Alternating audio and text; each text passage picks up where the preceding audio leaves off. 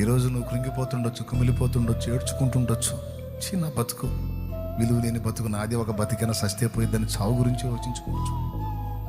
నువ్వు ఏ విధంగా దిగజారిపోయావో, నీరుగారిపోయావో, కృంగిపోయావో భయపడుకు బిడ్డ. నా దేవుడి రాత్రి నీతో మాట్లాడుతున్నాడు.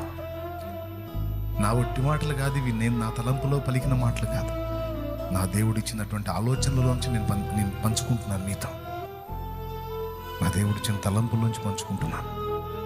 నేను ఎలాంటి వేదనలో ఇక్కడికి వచ్చావు, ఎంత కృంగిపోయి వచ్చావు ఇక్కడికి, ఎంత ఏడ్చుకుంటా వచ్చావు, ఎంత దిగులు పడుతూ ఉన్నావు, ఎన్ని మాటలు పడున్నావో ఇప్పటికేనా.